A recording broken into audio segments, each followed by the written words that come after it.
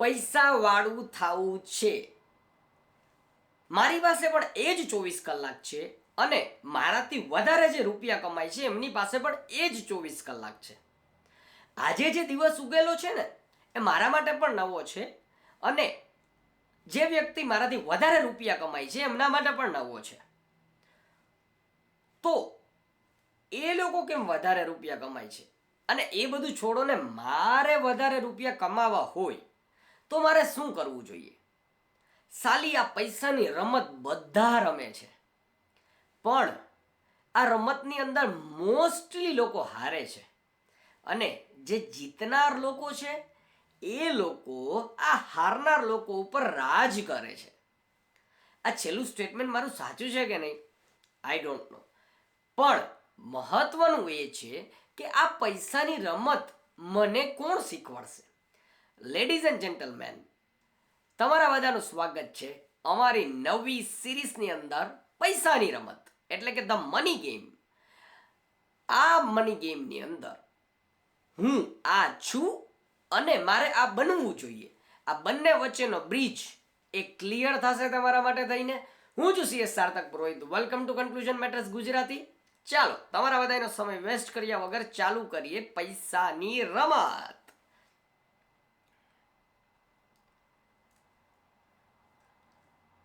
હવે જ્યારે આપણે પૈસાની રમતની વાત કરીએ ને તો મને એક ક્વિઝ એટલે કે એક ઉખાણું તમારા માટે યાદ આવે છે. બે વ્યક્તિઓ છે.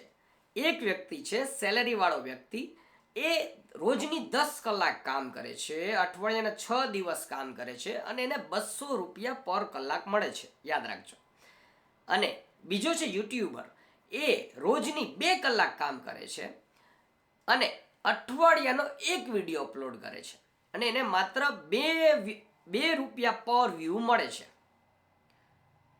હવે તમારે નક્કી એ કરવાનું છે કે આજથી લઈને 10 વર્ષ પછી વધુ રૂપિયા વાળું કોણ હશે?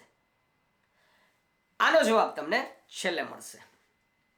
હવે આપણે જ્યારે કોઈ પણ વસ્તુની શરૂઆત કરીએ ને ત્યારે હંમેશા સમસ્યા આવે. તો તમારા મગજની અંદર વિચારજો કે સમસ્યા શું છે. આપણે મિડલ ક્લાસ લોકો એક જ વસ્તુ વિચારીએ છીએ કે વધુ મહેનત કરો તો વધુ રૂપિયા મળે. અને આમ તો આપણને સાચું લાગે છે કે હા ભાઈ મહેનત તો કરવી જોઈએ રૂપિયા કમાવા માટે થઈને.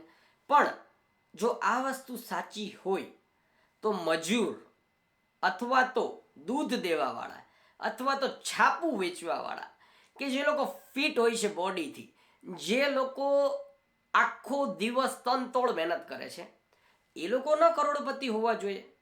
પણ મેં તો એવું જોયું છે કે અમુક લોકો માત્ર કલાક અથવા તો 2 કલાક અથવા તો 5 કલાક કામ કરે છે. યાર આ લોકો રૂપિયાવાળા હોય છે.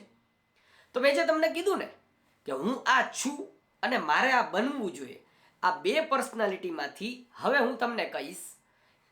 તમારે નક્કી કરવાનું છે કે તમે કઈ પર્સનાલિટી છો. પેલી પર્સનાલિટી છે ધ ટાઈમ સેલર, ટૂંકમાં કહીએ તો મજૂર. એટલે આપણે એને મજૂર નથી કહેતા પણ આ તો આપણી ભાષાની અંદર. ઓકે, ટાઈમ સેલર વ્યક્તિઓ કોને કહેવાય? ટાઈમ સેલર વ્યક્તિઓ એટલે કે આજે માની લો કે મારી પાસે સવારે 8 વાગે ઉઠીને હું નોકરી ઉપર ગયો અને સાંજે 6 વાગ્યા સુધી મારી નોકરી હતી. આ 8 થી 6 ની નોકરી કરવા બદલ મને મળશે પગાર. તો મેં આપ્યો મારા સરને મારો ટાઈમ અને એની સામે મને આપ્યો પગાર. ઓકે, હવે આ વ્યક્તિઓ કેવા હોય? આ વ્યક્તિઓ જોજો તમે, એમની પર્સનાલિટી કેવી હોય. તો પહેલું, અર્ન ઓનલી વેન વર્કિંગ, એટલે કે જ્યારે હું ઓફિસે જઈશ ત્યારે મને પૈસા મળશે, એના સિવાય નહીં મળે. એક્સચેન્જ અવર્સ ફોર સેલેરી, 8 થી 6 ની નોકરી કરીશ તો મને પગાર મળશે. Daily efforts is equal to daily income, હું નોકરીએ જઈશ તો જ મને પૈસા મળશે. નો વર્ક નો પે, માની લો કે મેં રજા મૂકી દીધી, પૈસા મળશે નહીં મને. Builds nothing that last beyond the day. આ બહુ સમજવા જેવો પોઈન્ટ છે કે એવી કોઈ વસ્તુ હું કરતો જ નથી. માત્ર ને માત્ર આ વ્યક્તિઓ કેવા હોય જોજો તમે, માત્ર ને માત્ર એ આજે જશે આજનું કામ કરશે, કાલે જશે તો એને પાછું કામ કરવું પડશે, પરમદી જશે તો એને પાછું કામ કરવું પડશે, એના પછી જશે તો પાછું કામ કરવું પડશે. એવું નથી કે એણે એક વખત કામ કરી દીધું તો એને કાયમી માટે ચાલશે. પછી તો કે limited growth, time is infinite. આ વસ્તુ તો છે ને આમ દિલમાં લાગે એવી છે કે ભાઈ તમે એક વસ્તુ તો વિચાર કરો, તમે 25 વર્ષના છો, 30ના છો, 35ના છો, 40ના છો, 50ના છો, તમારી પાસે ટાઈમ લિમિટેડ છે. તમે તમારો ટાઈમ આપી અને જો પૈસા અર્ન કરવા માંગતા હોય તો it's a very wrong thing. તમારી પાસે તમારો ટાઈમ લિમિટેડ છે. Stuck in to the routine and fix schedules. તમારું રૂટીન સેમ હોય છે, સવારે ઉઠો, બ્રશ કરો, નાહી ધોઈ, નાસ્તો કરી ફટાફટ નોકરીએ જાઓ અને જવું જ પડશે. આ ફિક્સ શેડ્યુલ છે તમારું. Income resets every month. દર મહિને 3 તારીખ, 4 તારીખ, 5 તારીખની રાહ જોતા હોય. પગાર આવે એટલે હપ્તો કપાય. આ એક વ્યક્તિની પર્સનાલિટી છે. Take stress if unable to work. માની લો કે તમે 15 દિવસ બીમાર પડી જાઓ. 15 દિવસ જો તમે બીમાર પડી ગયા તો તમને પૈસા મળશે નહીં. ટાઈમ સેલર છો, તમારે નક્કી કરવાનું છે કે તમે ટાઈમ સેલર છો કે નહીં. ઓકે, આ બધા ટાઈમ સેલર વ્યક્તિઓના ગુણધર્મો છે. No freedom of time, no passive income.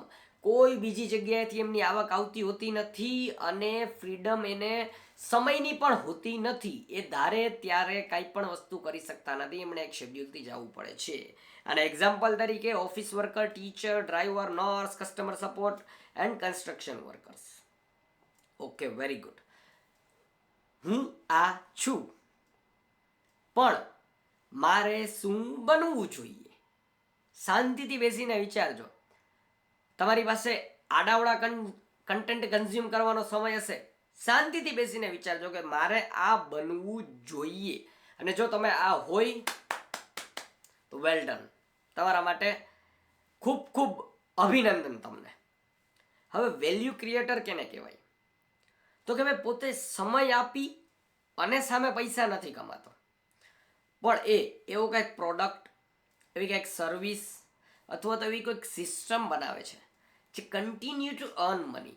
હવે હું તમને અહીંયા તમારા આ વિચારને કાપીશ કે તમને એવો વિચાર આવતો હશે કે ભાઈ નોકરીની અંદર હું આ બધી વસ્તુ કેમ કરી શકું. ના ભલા માણસ, કોઈ એક માણસ છે ને સામાન્ય પિયુનથી અથવા તો એક એક્ઝિક્યુટિવ લેવલથી ચાલુ કરીને CEO લેવલ સુધી પણ પહોંચે છે, પણ એના માટે તમારું કન્ટ્રીબ્યુશન શું છે એ તમારે વિચારવું જોઈએ. તમે શું વેલ્યુ એડિશન આપો છો કંપનીને, અને કંપનીને આપીને પોતાની જાતમાં શું વેલ્યુ તમે લાવો છો, આ બે બહુ ઇમ્પોર્ટન્ટ પોઈન્ટ છે.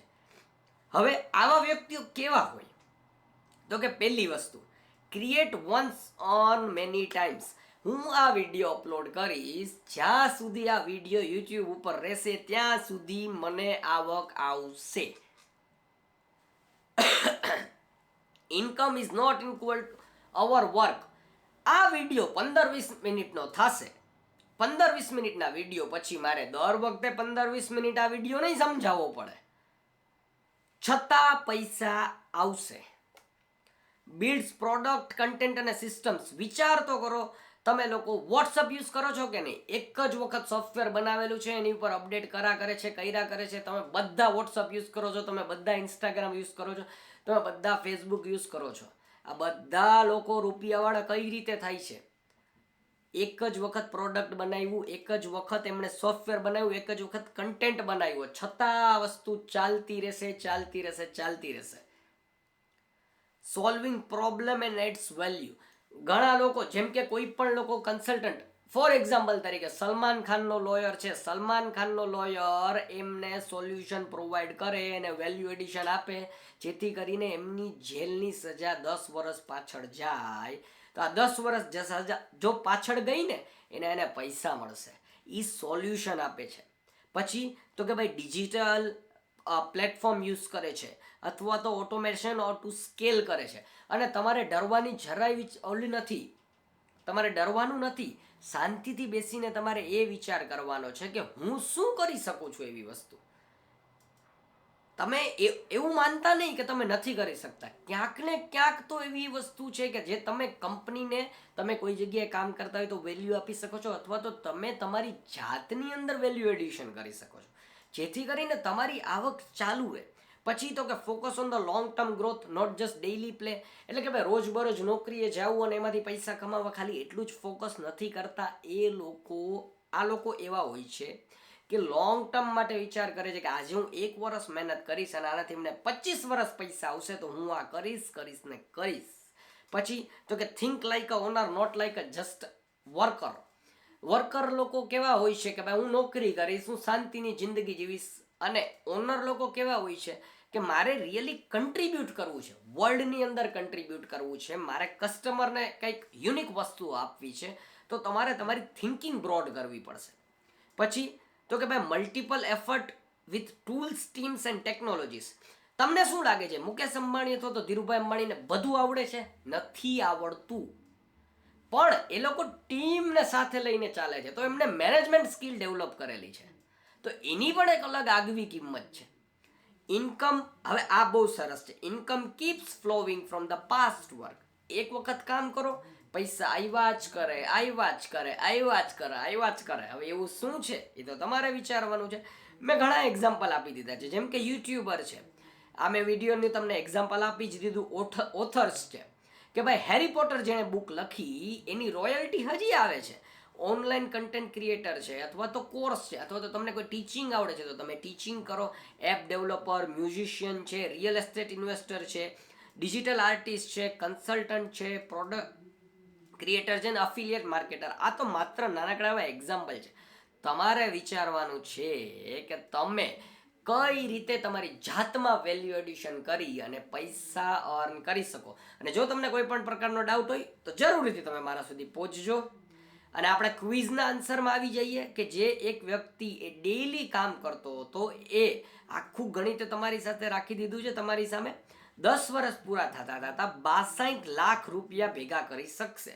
અને યુટ્યુબર જે ખાલી 2 જ કલાક કામ કરતો હતો, ઓલો 12 કલાક કામ કરતો હતો, 10 કલાક કામ કરતો હતો, અને આ 2 જ કલાક કામ કરતો હતો, તો 2 કલાકની અંદર પણ એને દરેક વિડીયોમાંથી એટલા સરસ મજાના પૈસા આવતા હતા કે એની 10 વર્ષ પછીની અર્નિંગ 4.8 કરોડ રૂપિયા છે.